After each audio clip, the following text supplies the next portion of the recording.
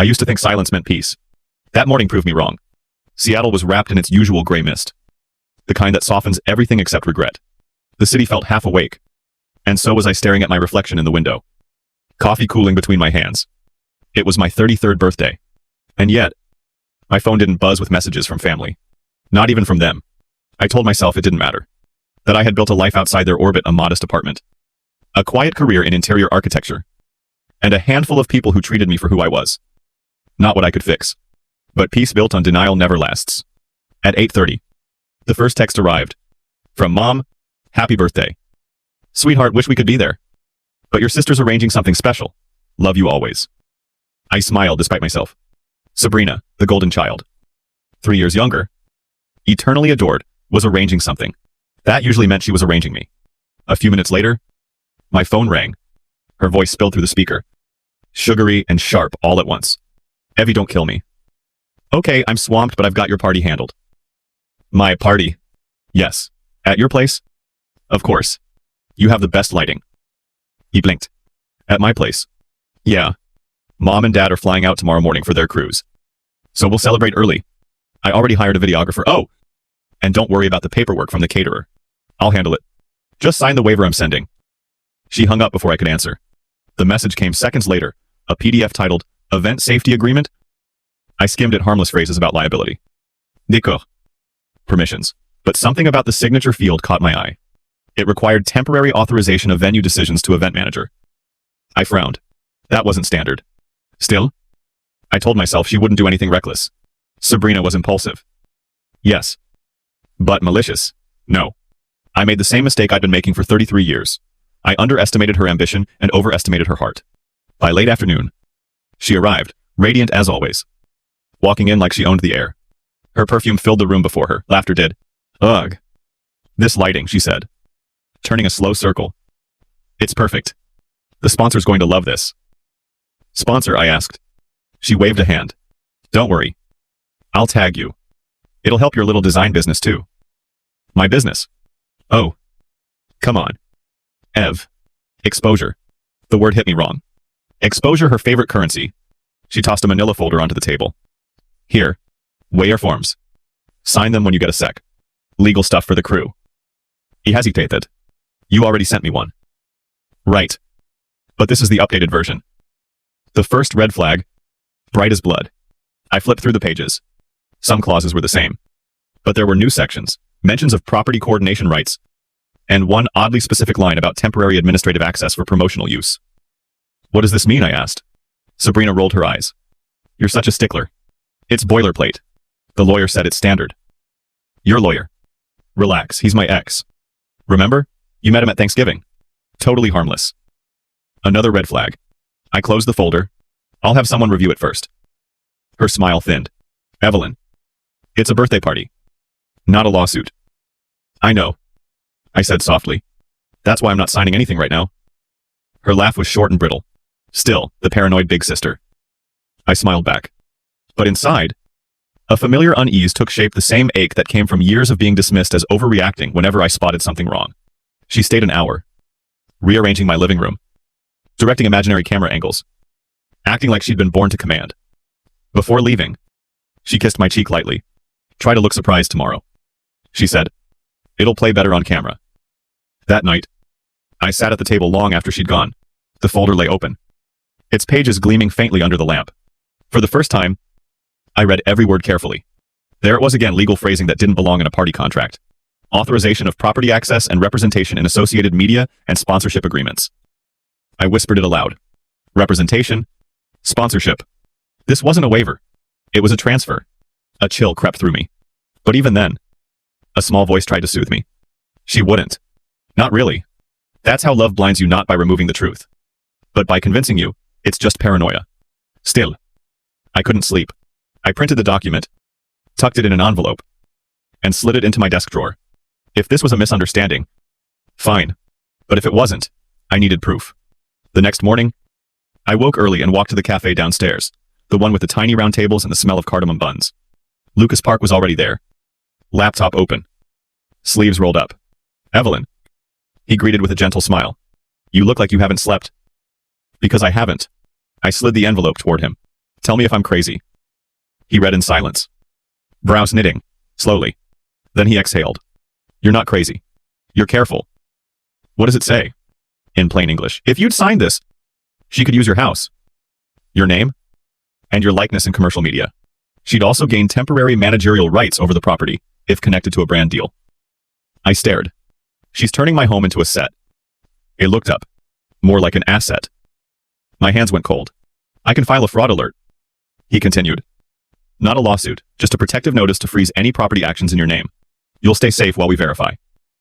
Do it, I said. He nodded. I'll also email the event company to confirm filming permissions. We'll be transparent. And Evelyn, record everything tomorrow.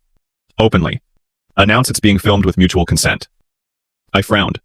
Why? Because transparency protects you twice, once legally, once morally. When I left the cafe, the air outside felt sharper. The morning drizzle had cleared, leaving the streets slick and glistening.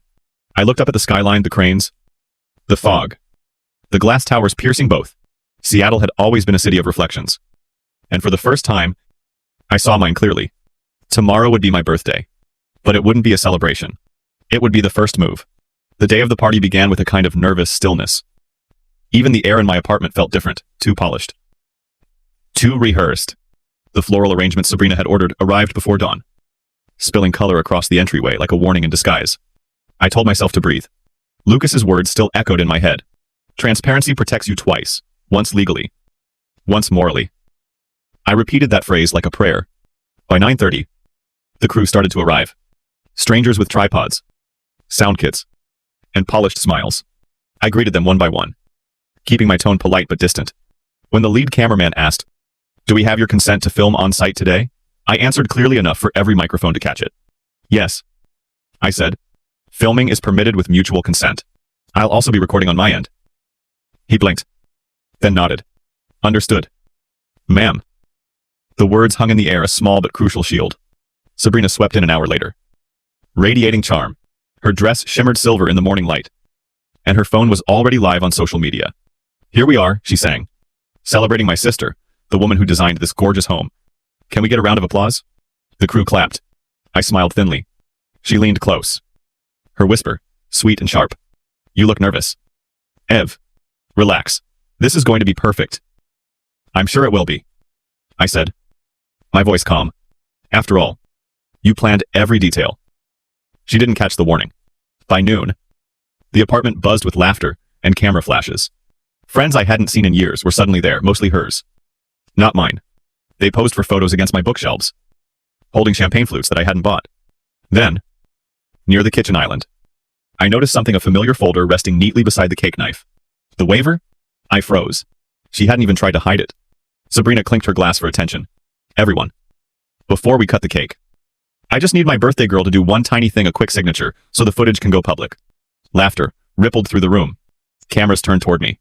I walked forward slowly, every heartbeat heavy and deliberate. She slid the folder toward me with a pen balanced on top. "It's nothing legal," she chirped.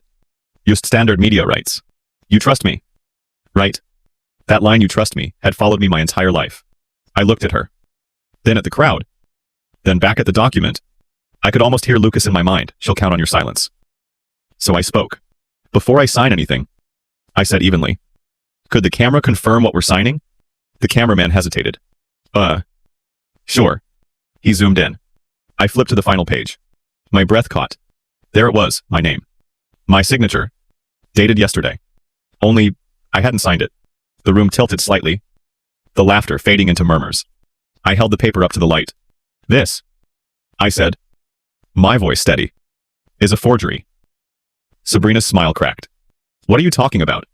"This document," I continued, turning toward the crew, "contains my signature. But I didn't sign it. Someone copied it digitally from an old contract. You submitted it to an e-sign platform yesterday at 6:42 p.m. Gasps filled the room. She tried to laugh it off. "You're being dramatic, Evelyn. It's probably a clerical error." Then explained the confirmation text I received from the vendor. I said, pulling out my phone. "It came from your account. Would you like to read it on camera?" The silence that followed was surgical. She stepped forward, her eyes wide and pleading.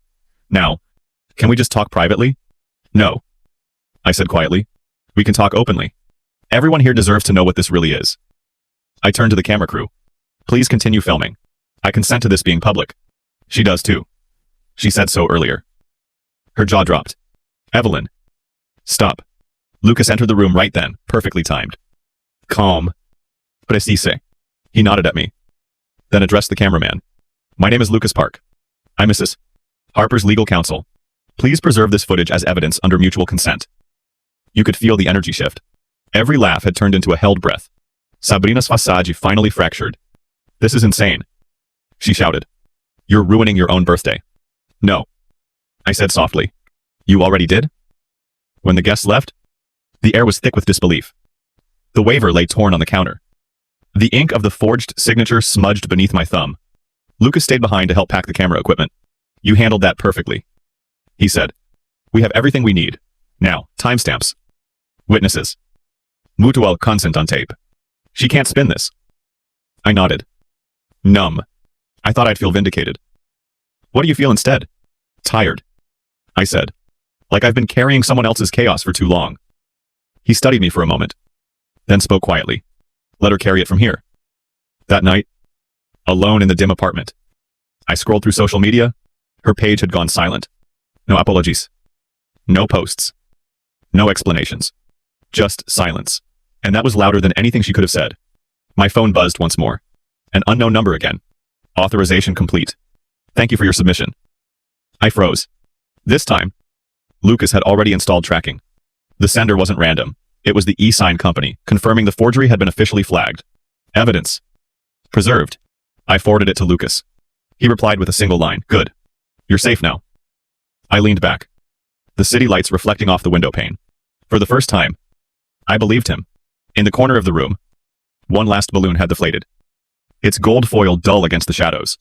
I picked it up, pressed it between my palms, and whispered to the quiet. She thought she could use my silence. Then I let the balloon go. It drifted toward the ceiling. Limp and harmless. Now, like every secret she'd ever weaponized. Tomorrow, I would start again.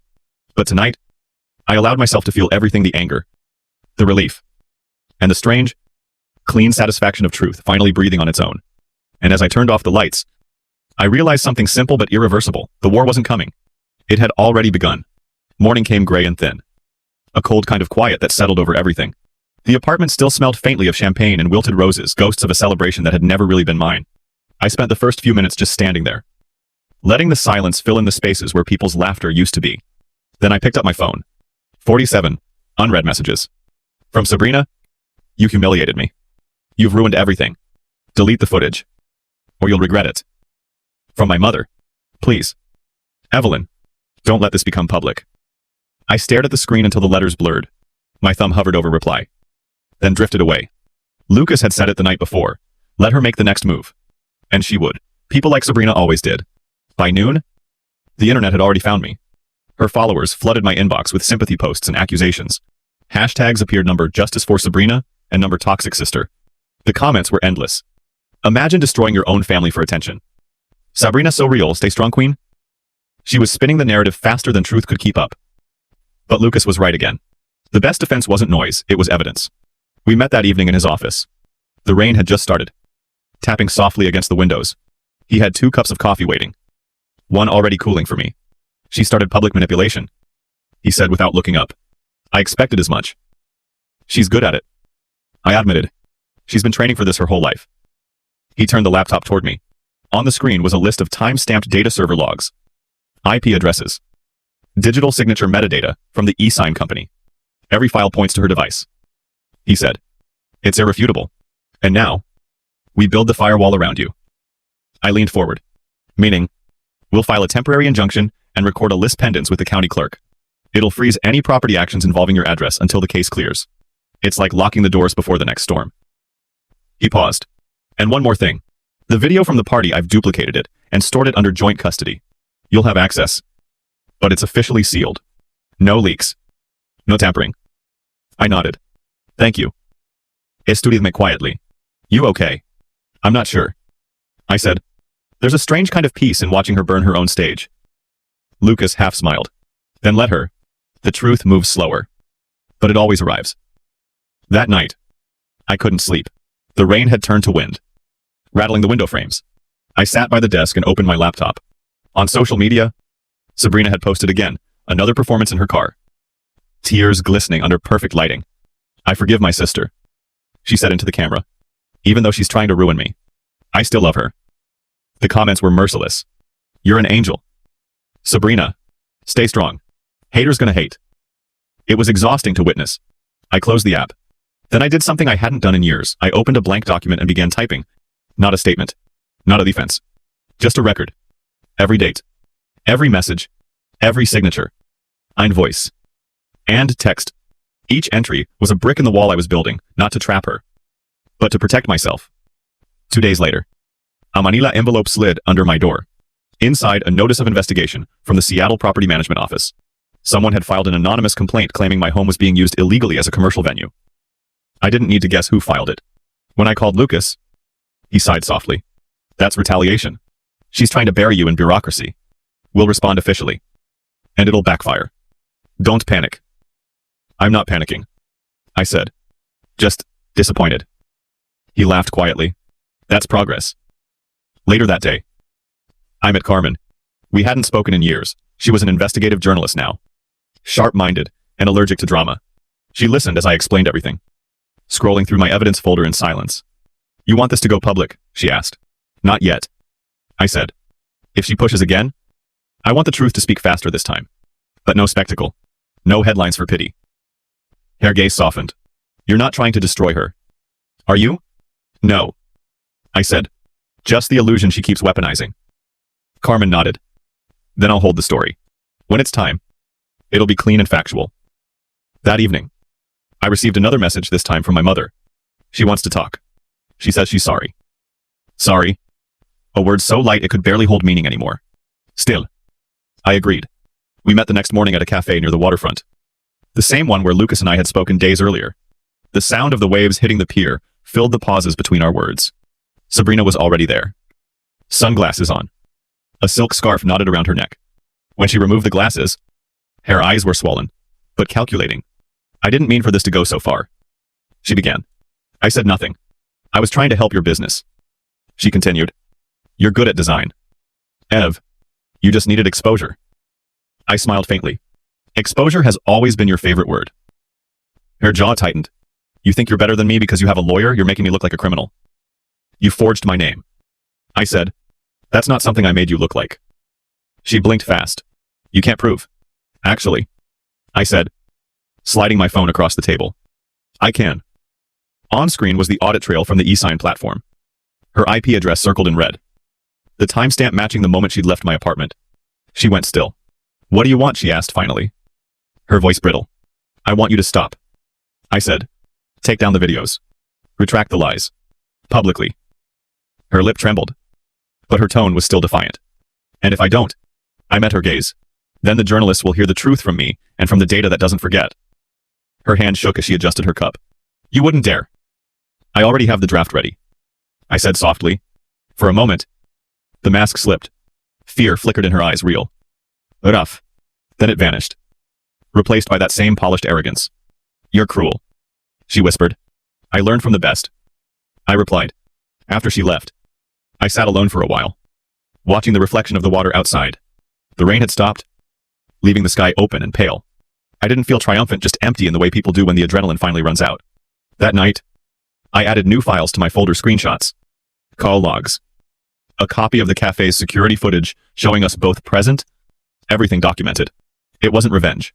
It was preparation. Because deep down, I knew Sabrina wasn't done. She would try again. But this time, I'd be ready. The next morning, Lucas called. "Good news," he said. "The city dismissed the complaint. We sent them the documentation, forged filing. Fake IP. No standing. It's closed. Already." He smiled through the phone. "Sometimes truth actually outruns lies." I looked out the window at the skyline. Faint sunlight glimmering on wet rooftops. "Then maybe this is the calm before the next storm." He paused. "Or maybe it's the calm you finally earned." Either way, I knew one thing for certain for the first time in my life. I wasn't the one who had to be afraid. The first move, Lucas once told me, is never about attack. It's about positioning. And that morning, Everything about my world felt like a chessboard waiting for a single decisive gesture. Seattle was waking up beneath a film of drizzle. Streets glazed with light. From my desk, I could see the Space Needle through the fog, distant. Steady. Indifferent. On the screen before me sat the evidence folder contracts. Logs. Security footage. And a clean digital trail that connected every fraudulent act back to Sabrina. Each file was numbered. Timestamped. And watermarked for chain of custody verification. Lucas's meticulous work turned what had once been my humiliation into a weapon of precision. I opened a new message. Addressed to him. Subject: proceed. Then I hesitated only for a second before hitting send. The war was no longer hypothetical. By noon, Lucas called. His voice was calm but edged with something sharper: strategy. The notice has been filed, he said. Temporary restraining order and a lis pendens are officially recorded with King County. That locks your property. No sale. No transfer. No marketing rights. Not even a sponsored shoot. A small exhale escaped me. Good. It continued. I've also sent a formal notice of concern to the event sponsors and her PR rep through legal channels. No emotion? Just evidence. They'll read it before day's end. I pictured it. Sabrina's glossy world of brand deals and curated perfection unraveling quietly in corporate inboxes. And the video I asked? Sealed. 2 encrypted copies. One under my office's evidence vault. Untouchable. It wasn't victory, but it was leverage, and leverage, in my experience, was the only language Sabrina ever respected. That afternoon, I drove to my parents' house for the first time in months. The rain had eased, leaving the sidewalks damp and reflective, like mirrors laid out for ghosts. Mom met me at the door, her expression soft but wary. Your sister's been calling, she said. I'm aware. She says you're trying to destroy her. I smiled faintly. I'm protecting myself. Finally, Mom's eyes filled with a mix of confusion and guilt. You girls used to be inseparable. No, I said quietly. She was adored. I was convenient. The words hung in the air like smoke. Dad appeared from the kitchen. Voice gruff, but not unkind. Evelyn, whatever this is, end it before it ruins the family. Dad, I said, meeting his gaze. The family was already ruined. We just stopped pretending yesterday. He didn't respond. He didn't need to. Back at my apartment, the city lights flickered to life as dusk settled in. My phone buzzed a call from an unknown number. I answered. Evelyn Harper. The voice was clipped. Professional. This is Dana Liu, Corporate Compliance Officer for Nordwell Home Brands. I'm calling regarding your submission through legal counsel. My pulse quickened. Yes. I'm here. We've reviewed the materials. I can confirm the partnership with Miss Baca. Sabrina Harper has been paused pending internal audit.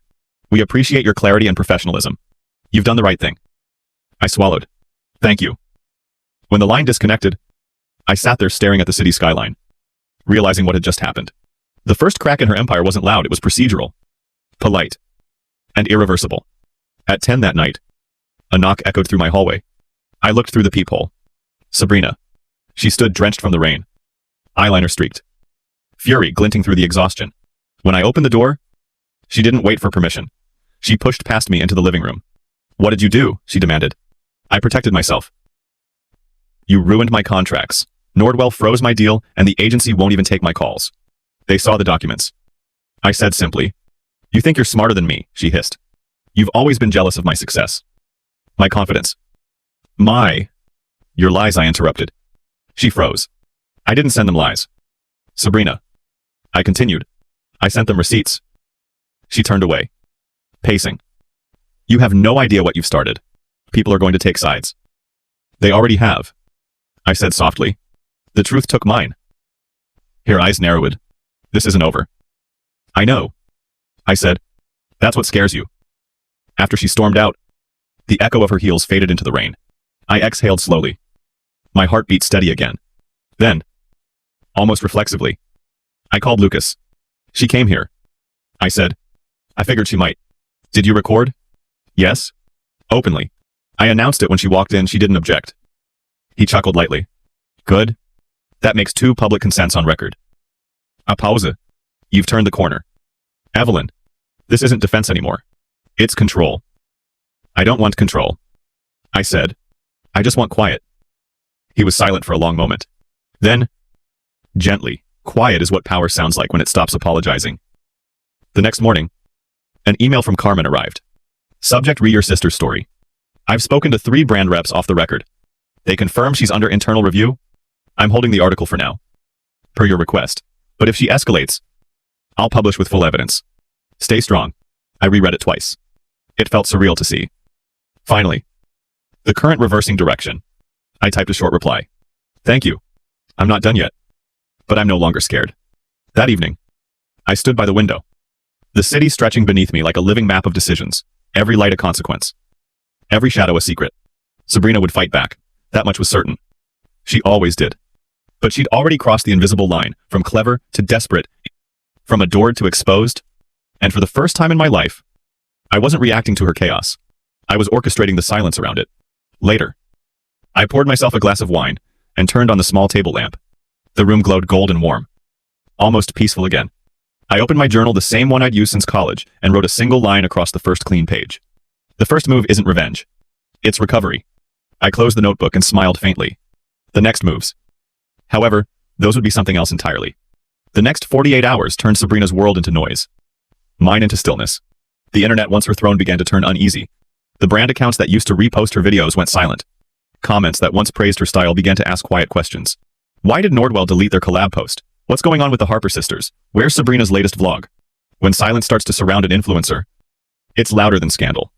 It smells like fear. I stayed off social media. Lucas had warned me not to engage. Not to feed the narrative. But every time I scrolled, I could feel her unraveling in real time. Then came the phone call. It was a little after 7 in the morning. My phone buzzed with Mom's name. Evelyn, she said. Voice trembling. Your sister is in trouble. She's always in trouble. Mom. No. This is different. She says someone's threatening to release private messages. She's hysterical. Private messages. The kind that can expose how much of her brand was built on deception. Tell her to call her lawyer. I said. She says you're behind it. I closed my eyes. Mom? Listen carefully. I haven't leaked a single thing. But people are starting to see her patterns, they always do. Evelyn, Mom whispered. Like she was afraid to hear the rest. What if she loses everything? She chose everything. I said softly. Now she gets to live with the choice. By noon, Sabrina's damage control phase began. She posted a tearful video titled, "My sister is trying to destroy me, here's the truth." In it, she cried beautifully. Perfect lighting. Trembling voice. I've tried to stay silent, she said between shaky breaths. But my sister has taken things too far. She's sending brands fake documents to ruin me. She's jealous because they love me more. And then she looked directly into the camera. Evelyn, if you're watching this, stop hiding behind your lawyer. Family shouldn't betray family. It was artful, the same manipulative innocence she'd worn our entire childhood. But this time, the world was paying closer attention. Within hours, comment sections divided into battlefields. Half of them demanded receipts, the other half demanded blood. And that's when she made her biggest mistake. That evening, she showed up at our parents' house live streaming. Lucas called me the moment it started. She's filming again. Stay home. We'll handle it. But I couldn't help watching. On screen, Sabrina marched through the familiar front door. Maskara smudged. Voice shaking with righteous fury. Look, she said, pointing the camera around the living room. This is what I grew up with. My parents always treated her like she could do no wrong while I had to fight for everything. Mom tried to stop her. Sabrina, please. But Sabrina was gone, lost in her own performance. Do you know what it's like? She shouted. To build your life from nothing, while your sister tears it all apart. The comments flooded in live. This isn't healthy. Stop exploiting your family. This feels staged. And then midstream the screen glitched. The live feed cut out. A few hours later, my phone buzzed. It was Lucas again. We have an opportunity, he said. What do you mean? She's just committed defamation on record. The live stream archived before she deleted it. One of Carmen's media contacts captured the full feed. Let her keep digging. I murmured. He chuckled. You're learning fast. Then his tone softened. But be ready. She'll try one last trick, the emotional appeal. He was right. That night, she called. Her voice was small, almost childlike. Evelyn, please. I can't fix this. Everyone's turning on me. I stayed quiet. I'll tell them you forged it. She whispered suddenly. That you're the liar. Unless what? Unless you withdraw the complaint. Tell Lucas to make it disappear. I let out a slow breath. Sabrina, the complaint isn't yours to erase anymore. It belongs to the truth. Her voice cracked. You think you've won? Don't you? This isn't about winning. I said. It's about ending. She laughed a hollow, brittle sound. You'll regret this. When they see the real me, they'll forgive everything. And then she hung up. 2 days later, her comeback interview dropped. A glossy magazine spread, carefully staged to look candid Sabrina in soft lighting. Tears shimmering perfectly. The headline read, "The price of fame: one influencer's battle against betrayal." She spoke of online hate, family sabotage, and forgiveness. But the journalist had done their homework, likely tipped off by Carmen. Halfway through the article, a single paragraph dismantled everything. Digital forensics provided by independent experts confirmed discrepancies in the signatures and metadata surrounding Ms.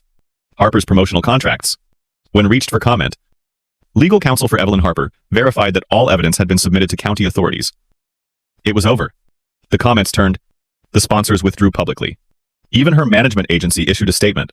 "We are terminating our contract with Ms. Sabrina Harper, effective immediately due to integrity concerns." Her empire collapsed faster than it had risen. That evening, Mom called again. Her voice quiet this time. "She's leaving town," she said. "She said she needs space." "Good," I replied. "Mom hesitated. She asked me to give you something." A courier arrived an hour later.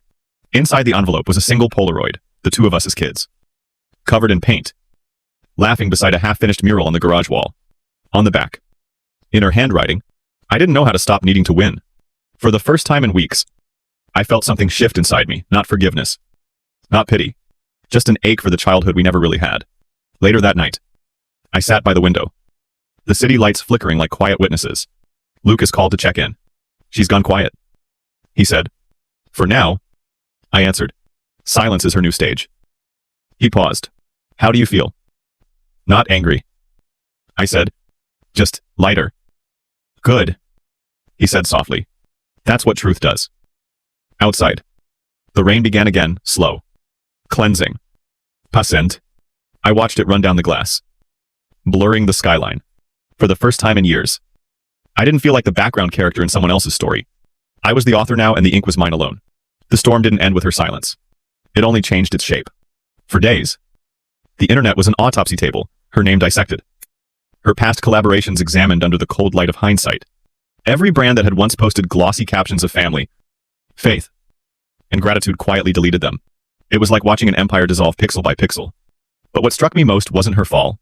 It was who fell with her. It started with her manager, Todd. He'd always been her biggest enabler.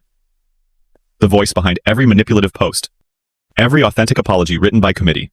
He called me one afternoon. His tone different now, nervous, uncertain. "Evelyn. Hey. Listen. I didn't know about the forgery stuff." "Okay, I just handled her media contracts." "You submitted the sponsorship paperwork." "Todd," I said evenly. "Under your agency email." She told me it was pre-approved by you. Did you verify that?" He hesitated. "No." "Then you knew enough." Silence stretched between us. I could testify. He blurted, "If it helps." "It's not about helping me," I said quietly. "It's about finally doing the right thing." He exhaled shakily. Yeah. Maybe it's time." 2 days later, Carmen sent me an update. Subject movement in the press. The story's expanding. Other influencers are distancing themselves. Nordwell's compliance team confirmed internal fraud investigation. You've become a reference point for corporate integrity protocols. You did this right. I didn't know whether to feel proud or tired. Integrity protocols. What a clinical way to describe surviving betrayal. Then came the hardest call of all from Mom. Her voice was hoarse. Small. "Evelyn, I think you should come by." When I arrived, she was sitting in the kitchen, hands wrapped around a mug she hadn't touched. Dad stood by the sink, looking older than I remembered. "She came last night," Mom said. "Sabrina." My stomach tightened. "Why?"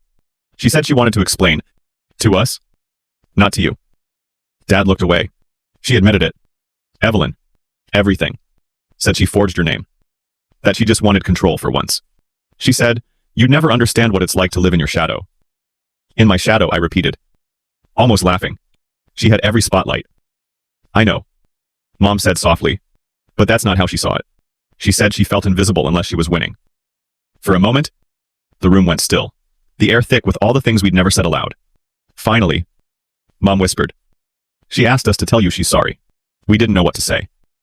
I took a deep breath. "You don't have to say anything. Just Stop protecting the parts of her that hurt people. Mom's eyes filled with tears. We failed both of you. I reached across the table, covering her hand with mine. Then maybe this is how we stop failing, by not pretending anymore. Later that evening, Dad called me out to the porch. The sun was setting, bleeding gold through the clouds.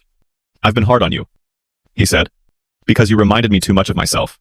Stubborn, quiet, always holding the line. He paused. But you were right to hold it. It wasn't an apology.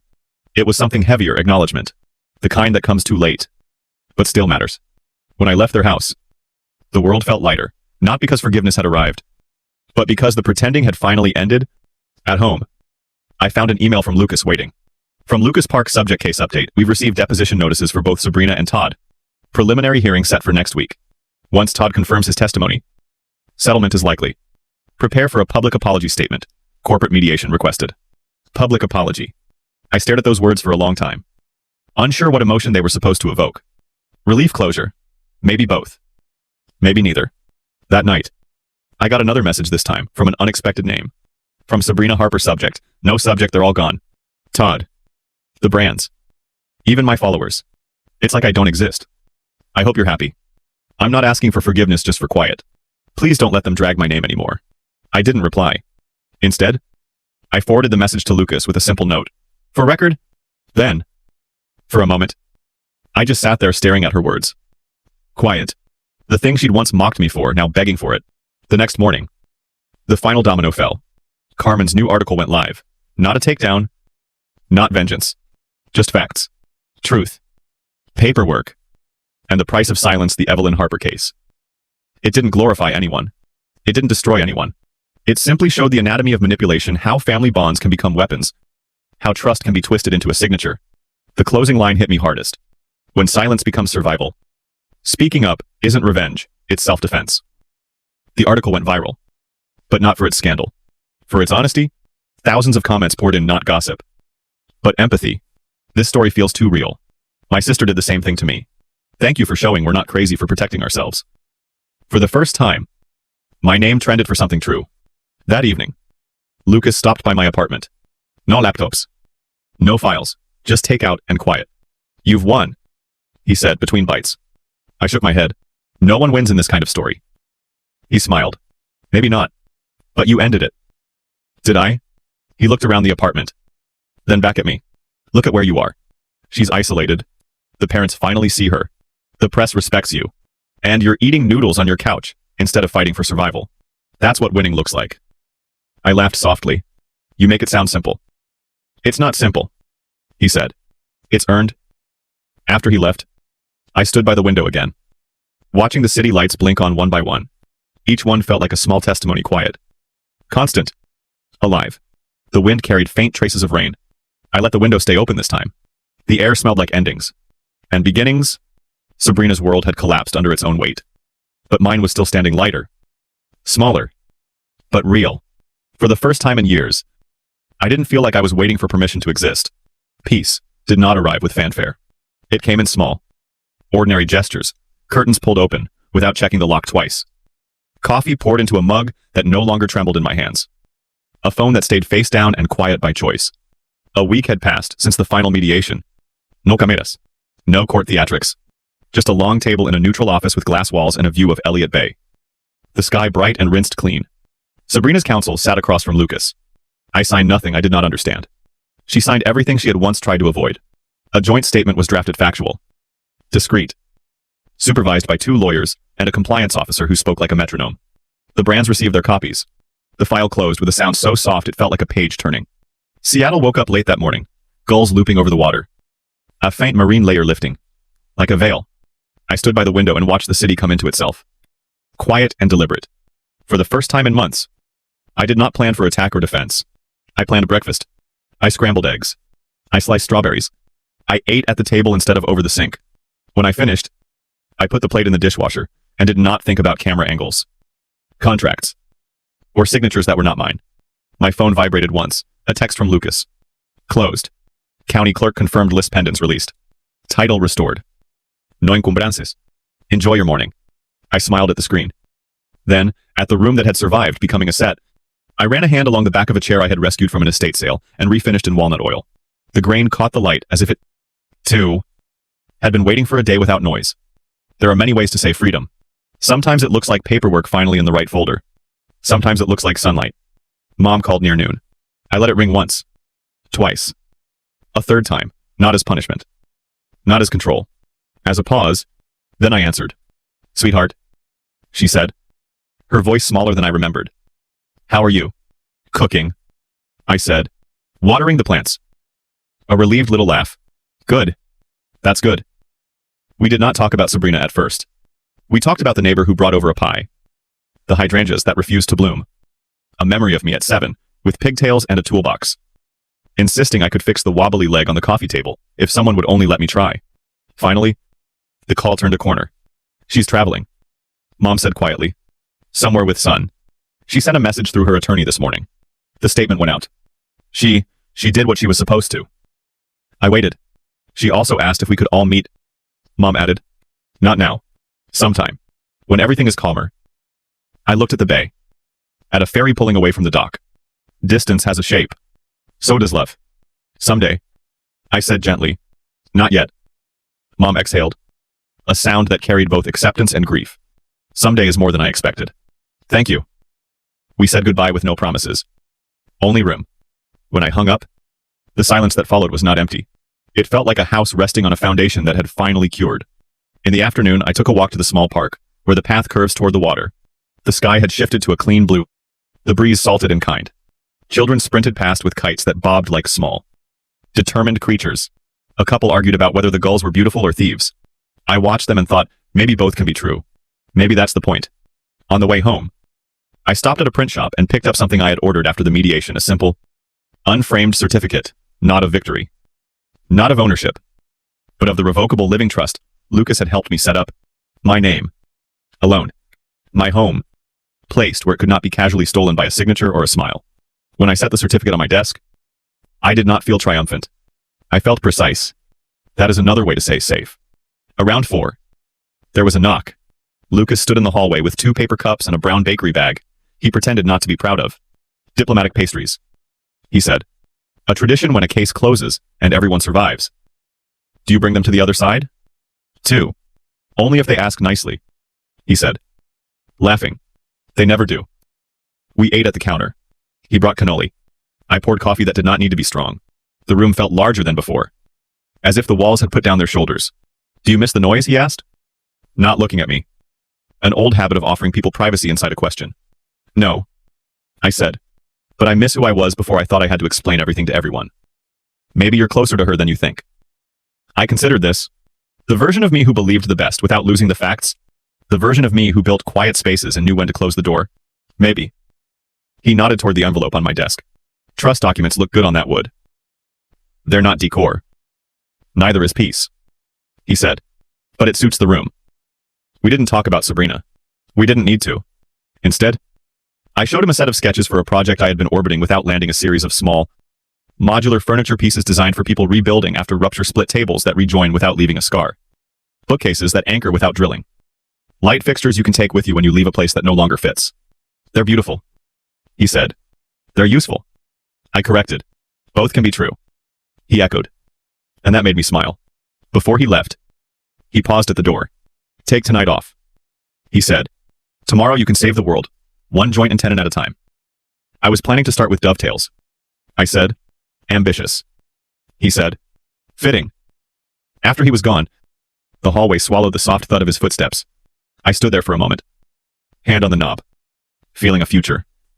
Press its ear to the door. Evening came like a promise kept. I cooked simple pasta with garlic and blistered cherry tomatoes until they surrendered their sweetness. I ate with the window open and the lights low. On the counter sat the box I had labeled weeks earlier. Things I no longer carry. Inside lay the last printed emails. The old screenshot of the forged signature. The childhood Polaroid of 2 girls covered in paint and grace they did not yet know they would need. I held the photo one last time. We were laughing. Our hands stained blue and red. In the corner, our mother's shadow reached toward us with a towel. As if you can wipe away color without taking something essential with it. I slipped the photo back into the box and closed the lid. Not erasure. Release. The intercom buzzed once a package. I carried the box down to the storage unit and set it on the highest shelf. It was not hard to lift. It was not hard to leave. When I returned, the apartment smelled like garlic and clean paper, and the faint mineral sting of rain waiting somewhere beyond the horizon. I turned on the lamp by the sofa and opened my journal. For months, it had been a ledger of dates and documents. A catalog of griefs measured to the decimal point. Tonight it could be something else. I wrote, "Peace is not the absence of battle. Peace is knowing which fields you refuse to die on." I paused, then added, "And which doors are yours to close? And which windows are finally safe to open?" Outside, the city hummed its ordinary song. I imagined Sabrina under a warmer sky. Somewhere, she did not need to be perfect to be seen. The thought did not wound me. It didn't absolve anything either. It just existed. Like a weather report, from a place I would not visit yet. My phone lit up with an email from the mediation service receipt attached. Case file marked resolved. A final line read, "All parties acknowledge the statement is accurate, and no further public comment will be made." I deleted it. Not out of anger. Out of completion. I turned off the lamp and stood once more at the window. The glass held my reflection for a beat, and then gave it back to the night. Down on the street, someone laughed. Abu Syed. In an upstairs apartment, music drifted through walls that had learned how to keep secrets kindly. "Good night," I said to no one and to everything. I did not mean the world. I meant the version of me who had mistaken endurance for love. I meant the version of me who thought silence was a punishment instead of a choice. I meant the woman who finally understood that a house is not only wood and deed and trust instruments, it is the space you guard, so tenderness has room to live. I locked the door once. Not twice. I closed my eyes and did not rehearse a single defense. Morning would come again, as it always does. This time, it would arrive on my schedule. And when it did, I would be ready with a pencil sharpener, a clean plan, and a bench waiting for new dovetails that fit the way truths are meant to tight. Simple. Enduring. I went to bed without fear. I slept. And when I dreamed, it was of a room with the right light, a table that did not wobble, and a voice mine saying, with no one left to contradict it, "Home." Story 2. According to my sister, she only has 6 months remaining. I threw myself into her. My time. My money. Even my future. I then located the other phone. I didn't go up against her. I just called. My mother questioned why the news vehicle appeared outside our house the next day. Our warrior queen was written in gold letters on the cake. There was a fondant version of Ashley on top of 3 levels of glitter, wearing a tiara while seated in a medical bed. Well, you know, delicate, as if it were a wedding cake. My cousin took a picture of it. People were muttering things like, "I don't know how she stays so strong, but she's such an inspiration." Ashley, whose silky curls and beautiful pink complexion made her look utterly gorgeous, was blinking back tears, as if someone had just informed her. Her remaining hours were limited, rather than months. I was wondering whether anyone else remembered while I stood by the refrigerator. 6 months ago, she informed us that she only had 6 months left. However, everyone was too preoccupied with being motivated. Julia then took hold of Ashley's hand and mentioned angels. Ash is no longer able to take sweets. So my mom brought out a platter of sugar-free brownies. I found her eating a Kit Kat in bed last night. Which is strange. Ashley winked when she noticed me observing. I gave a stiff smile in return. Shortly later, she approached with a mug that seemed to weigh 50 pounds. "I'm so happy you arrived. As if I were an old acquaintance," she said softly. She wasn't expecting to appear. I reminded her that I reside here. "Still." She touched my arm and murmured, "It has great significance." She was nice. Though, she was always good. Her 10-minute speech about a dying kitty earned her an acting prize in middle school. The judge was among those who wept. Of course, the kitten was a fake. But so was her limp on that particular day. She enjoyed committing to the part. At the time, I recall finding it quite remarkable. Not very much. Actually, as everyone waited for her to speak, Ashley slipped back to the middle of the room. There was a speech. Of course. You can't have your final year's goodbye party without saying a few words. Ashley was determined to take advantage of the opportunity. She positioned herself next to the fireplace, where the lighting was ideal and gentle, cleared her throat, and then began to express gratitude for her family, her strength, and her ability to find joy despite suffering. Some individuals started crying. I glanced at my mother, like a pleased stage manager. She was nodding along. Ashley then turned to face my sister and me. Her voice wavered as she spoke. "The ideal quantity. I appreciate all that you have sacrificed for me. I understand that you dislike attention. But without you, I couldn't have made it through this." Everyone looked in my direction. I nodded and grinned. They didn't know. So I felt like I may throw up. They would. But not yet. The room erupted in cheers as soon as she was done. "We love you, Ashley," someone said. Additionally, the entire situation resembled a scenario from a television film. I took my phone out of my pocket as soon as I entered the hallway. I had it queued up already. I'd mentally practiced this moment more than I'd want to acknowledge.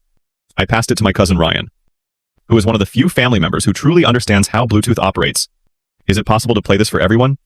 Silently, I said. He blinked. What is it? Simply press the play button. The music ceased after a second. Confused. The audience looked about. Ashley walked over to the speaker. Hold on. What is? The video then began. Not ostentatious. Not theatrical. Enough to silence the room. Everyone became motionless. Ashley's stance changed a little. Her grin stopped. From my position in the corridor, I didn't need to see the screen. But I couldn't. Ashley caught my attention. She opened her mouth. Then shut it. She looked around the room as if she was trying to find the exit or the remote control. A fork was dropped. A strange silence fell. I've never felt anything so thick. Not only weren't people breathing, but they weren't reacting yet. Ashley retreated a step. Then another. My mother turned to face her bewildered sweetheart. Ashley looked over at me. The entire color of her face had changed. Lust. The smile disappeared as if a mask had fallen off. What did you do? She muttered. I didn't respond. She approached me. Just what did you play? So I remained silent. She raised her voice. It's not real. I assume you are aware of that. It's not real. You have an obsession. She caught the attention of several people. My father scowled. My aunt muttered something under her breath. Ashley's hands were shaking now. You edited it, I said. She said. That's illegal. That's defamation. I didn't touch it, I said calmly. Don't lie to me. She snapped. You've always hated me. You're jealous. You've always been jealous. You might want to stop talking, I said. That's when she lunged right for the phone in Ryan's hand. He stepped back instinctively. Whoa. Ash. What? Turn it off, she shouted. Turn it off. But it was too late because people were already staring. Whispering. One woman gasped. My uncle looked like he'd swallowed a wasp. And the best part, the video was only halfway done. I watched her freeze. Watched the panic spread from her face to her fingers. Her whole body stiff, like she could already feel it slipping away. The sympathy. The adoration. The lie. She didn't know where to look. Everyone was watching now except me. I was already headed for the door. And as I reached for the handle, I heard her voice again. Soft? Desperate. Please. She muttered. Don't do this. But I didn't answer as I already had. I used to think the worst part was watching her suffer. Now I know it was watching myself disappear while she got standing ovations. Ashley didn't get sick all at once. It started slow. Almost elegant. A weird stomach bug that wouldn't go away. Then joint pain. Then fainting spells. All vague enough to seem real. But not specific enough to test for. At first, I didn't question any of it. Why would I? He was my sister. I loved her. He started missing school. Then work. She texted me things like, just collapsed at the pharmacy. Don't worry. Some angel helped me into an Uber. There was always drama. Always a dash of flair. But again, she was always like that. Theatrics were kind of her thing. By the time she said the words terminal diagnosis, my parents were already in full panic mode. They sat me down like they were announcing a death. Ashley cried. My mom cried. My dad kept repeating, not fair. Not her. I didn't cry. Not because I didn't feel anything, but because it didn't feel real. Like I was watching it happen to someone else. So I dropped everything. Because what kind of person doesn't? I deferred my scholarship when I'd worked years for writing a program that accepted 8 people worldwide. 8. I was one of them. I'd already imagined everything: the new city, the weird professors, the crappy studio apartment with a leaking sink. Who's going to be mine? But Ashley needed me. Or so I thought. So I packed up my things and moved back into the house. I told myself it was temporary. Just a few months. One last season with my sister before it was too late. The first few weeks were normal. If normal means cooking, cleaning, and setting alarms to remind someone to take pills you've never heard of. But there were cracks.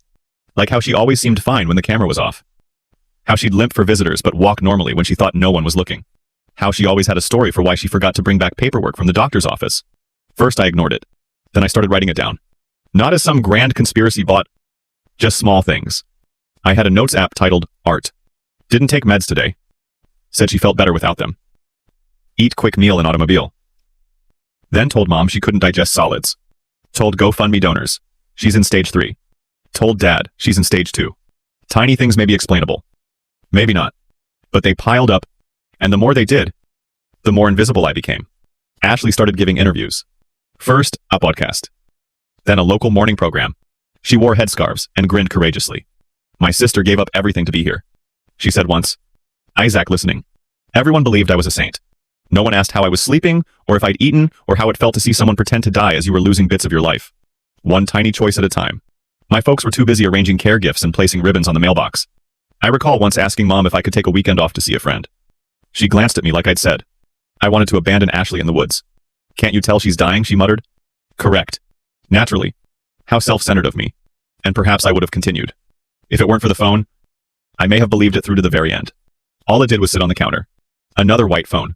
Not hers. But a newer model. Or so I believed. I instinctively took it up. I reasoned that it may have been left behind. The lock screen, however, was recognizable. Same name. Same background. Lee Ashley. I sensed it at that moment. The tightness in your abdomen. When something really, truly makes sense, and you wish it hadn't. I just stared when I opened the mail app. It was signed into the account of Dr. Collins. In each update, she cited the doctor. The person who provided medical advice. It was allegedly the one who said, "We're doing everything we can." Whomever sent it. Collins. Doctor. The email for recovery. Ashley doesn't use aliases. Don't try to conceal it. She had been using a phony account to send herself medical updates, which she then presented to us as though they were from a legitimate physician. I had trembling hands. I went to the folder called Drafts. Rehearsal notes were present. She planned to utilize these phrases in next revisions. Try stage 4 next. According to one draft. When something sounds urgent, people react more. And I did nothing at all. I couldn't believe it. So I didn't do it immediately. Or perhaps I simply didn't want to. I began to pay attention instead. I looked through her phone records. One prepaid number was used for all doctor calls. The voice was familiar to me. She owned it. Her cadence was distinct. A little nasal. When we were little, she would frequently perform voices. Theater equipment. A party trick? She took our cousin out of school for a week when he was 12 by posing as his mother. She persuaded a whole camp at the age of 17. She spent 3 days in Britain. That ability apparently found a new use. I looked further. She had created sites for donations and shared TikToks with hashtags like Hope in the Darkness and Terminal Warrior. She raised thousands of dollars from strangers. And not only for medical care, there were receipts for expensive clothes, skincare products, a tablet, and loungewear. She was making a living by lying. The unpaid nurse was me. Here's the problem. Though, I didn't expose her despite seeing and knowing all of that proof. Not quite yet. She would pretend to cough into her sleeve while I sat across from her and urge me to get her more chamomile tea. When she stated that she didn't want to die in agony, I would grin. She would say things like, just trying to savor every moment while I watched her close her eyes theatrically for pictures. And I'd want to know whether I'm the only one who noticed this. I was quite exhausted. Perhaps this wasn't cruelty. I thought again, it may have been something else. Something is broken. An appeal for assistance. A distinct form of illness. Then I saw that her laptop had a folder called Just Scripts. Not PDFs. She practiced her ill voice lines on voice recordings and audio files. This Thanksgiving may be my last. As the doctor predicts, all I'm afraid about is forgetting what it's like to be normal. Although I don't want to pass away, I believe I'm prepared. She shed a tear or two on cue. Was perfect. All of a sudden, I realized that I couldn't rationalize this. This was not a single falsehood that went too far. Nor was it stress or trauma. I was done being an extra for this full-time performance. I thus created a duplicate. Everything. Screenshots. Audio. And emails. After that, I called. Not to her. Not to my folks. To a completely different person. Suddenly, the last act was underway. There was silence in the room. Not merely silent. Quiet. The kind of quiet that only occurs when a crowd transitions from joy to perplexity to mistrust. Less than a minute. Ashley had stopped talking. Not even putting on a show. And I was more afraid of that than anything else. As the video on Ryan's phone mirrored to the TV, I watched her from the hallway. It was like a family movie night. Except instead of a slideshow of baby photos or a holiday montage, what we were witnessing was quite different. It began with a straightforward screen capture of the email inbox. The name of Dr. Collins in the corner. She read aloud the updates she had been showing us while crying. The ones we shared on Facebook with the captions, "Please keep Ashley in your thoughts," and sent to friends. Then, it cut to a close-up of Ashley on the phone, posing as Dr. Collins, saying things like, "She's strong, but her prognosis isn't good. She fights." People began to move around in their chairs. My father straightened his posture. My mother covered her mouth after blinking twice. Ashley's husband stood motionless, clutching the table's edge, as if it would vanish. It wasn't this. But I'm not sure what they were anticipating. The audio recordings followed. Videos of Ashley rehearsing, practicing, and changing between her normal voice, her sick voice, and her doctor's voice.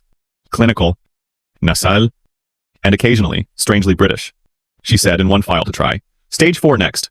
When something is urgent, People react more effectively. She was laughing in the last clip. She laughed. My fans are so sweet.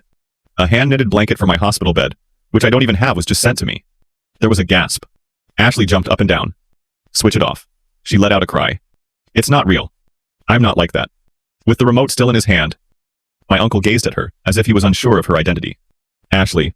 My mom started. No. She lost her temper. She edited it and edited it. She's been out to get me for years. She's obsessed with ruining me. All eyes turned to me. I didn't recoil. Is that accurate, Dad asked. Voice. Keep quiet. No.